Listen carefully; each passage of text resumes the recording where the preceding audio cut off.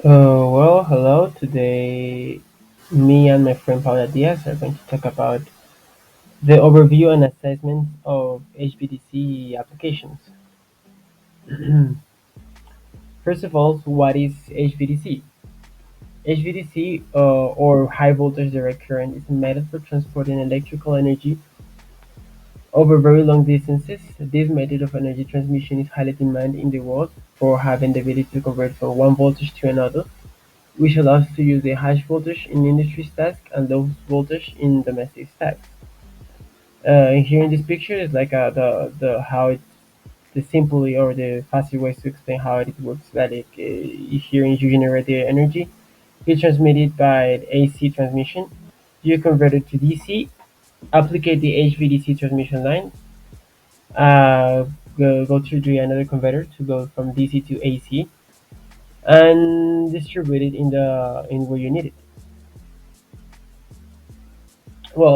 First of all, voltage and current converters.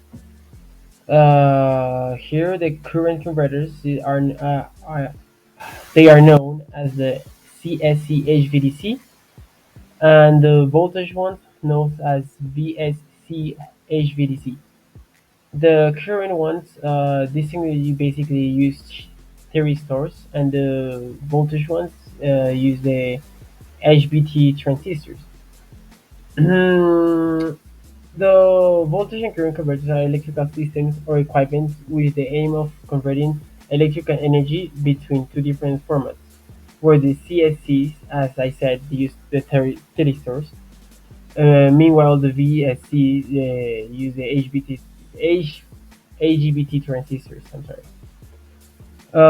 For example, they basically what they do is like get direct current from alternate current. This is what I just explained in the picture before the or in here is what this happened AC to DC or DC to AC. For long distances, high capacity transmissions links HVDC technology has higher efficiency and higher power transfer capacity than classic AC solutions.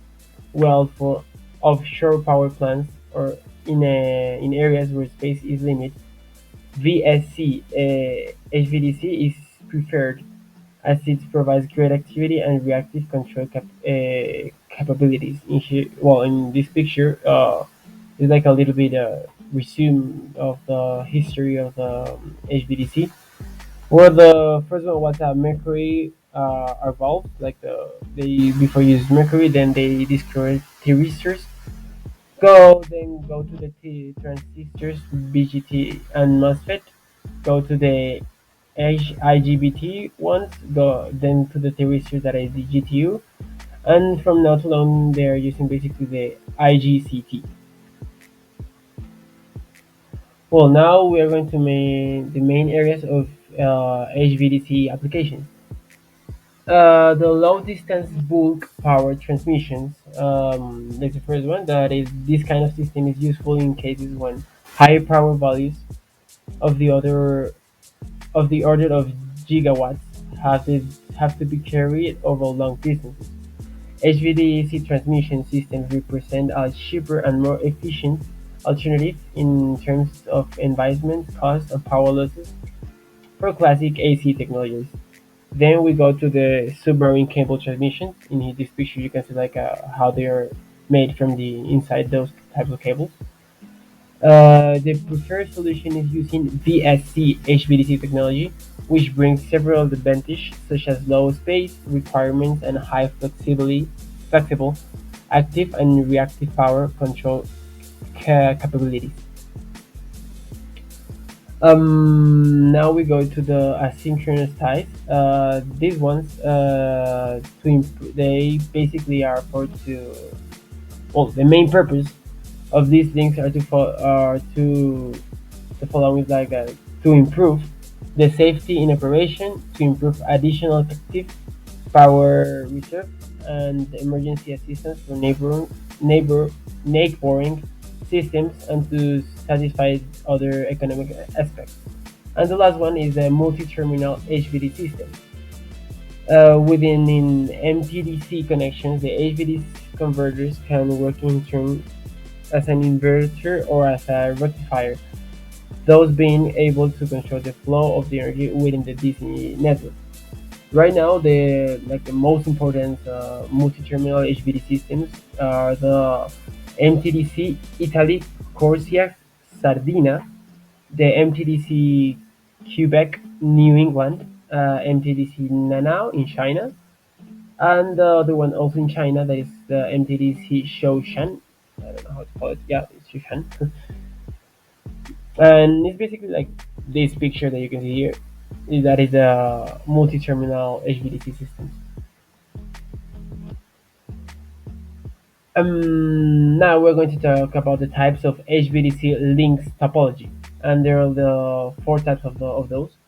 The first one is monopolar links, bipolar links, back-to-back links, and homopolar links. The first one is monopolar links. Monopolar links, as we can see in the picture, are the most suitable in the case of the power transition over long distances, especially in the particular case of long submarine cables. In an HVDC monopolar links with a ground return conductor represents the most fe- feasible solution in terms of cost reduction. In some cases, there are infrastructure or environmental restrictions preventing the use of ground return in these cases. It's necessary to adopt a dedicated metallic return conductor, resulting in increased costs and losses. Now we're going to the back-to-back link. These ones are back-to-back or back-to-back. I don't know how to explain it. It's a little bit confusing. Links are characterized by the fact that both of the inverter and the rectifier are located in the same building. These types of links are mainly used to interconnect of two AC networks, operate asynchronously or at different frequencies. Also, back-to-back links can be used inside a network in order to control the power flow between different areas of it. Now it's turn of my friend Paula to continue with the exposition. So next we have bipolar links. A bipolar link is a mix of two independent monopoles. The most important aspect of bipolar normal operation is that through the return conductor there is an imbalance current as small as possible. This type of configuration applies in cases where the transfer capacity of a monopolar connection is insufficient, as well as in the cases where it is desired to increase power supply security. In the event of a fault at the level of one of those poles, or in the case of maintenance work, the other pole can carry up to 50% of the total transfer capacity of the bipolar link. Another advantage of a bipolar connection compared to the alternative solution of using two independent monopolar connections is the lower loss level. We have two types of bipolar links. First, we have bipolar link with ground return path. This type of connection is commonly used for bipolar links with a number of advantages such as high degree of flexibility in operation in cases of low transfer capacity available during network contingencies or maintenance work. In the case of a fault on a single pole, the power flow associated with the unaffected pole is taken over by the return ground path, the defective pole being isolated.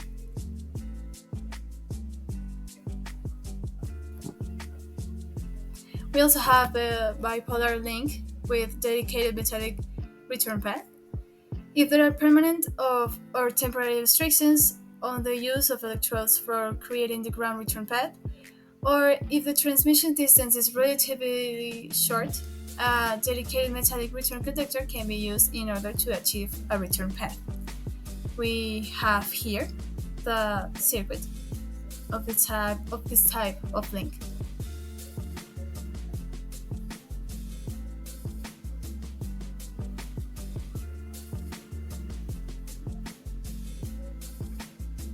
Next, we have homopolar links. These type of links are similar to bipolar links, but compared to the former, both independent poles have the same polarity, usually negative, and always work using a metal or ground return contactor. Additionally, in the case of homopolar links, the poles work independently in parallel, thus reducing the cost associated with isolation. We also have our circuit here with all the rectifiers and converters using in this type of link.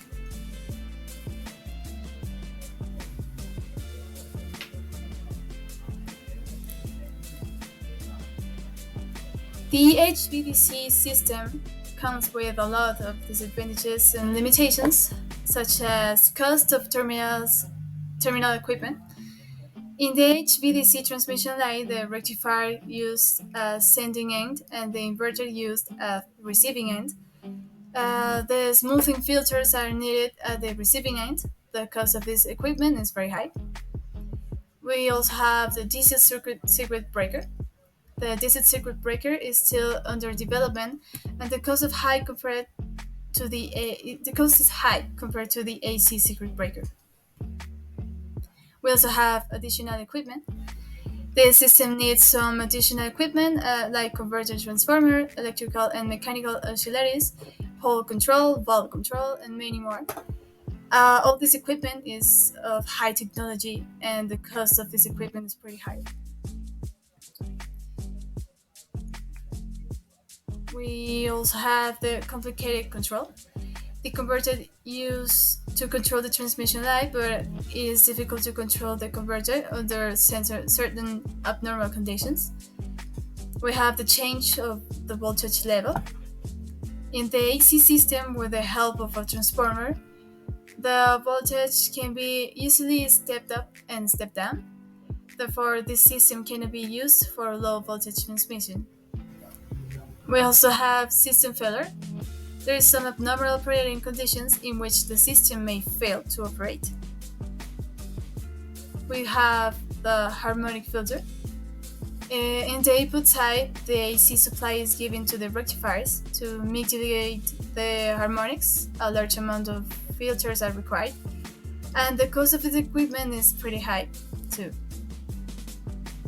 We also have the complicated cooling. The converter uses power electronic switches. When this is in operation, a very high amount of heat is produced in the thyristor. We also have the overload capacity. The converters cannot operate on overload conditions, therefore is not permissible. We have the multi-terminal network. HVDC transmission is not suitable for a multi-terminal network. And finally, we have the power loss. There are a lot of power loss occurring in the converters and other auxiliaries, with nullified the reduced loss in the line.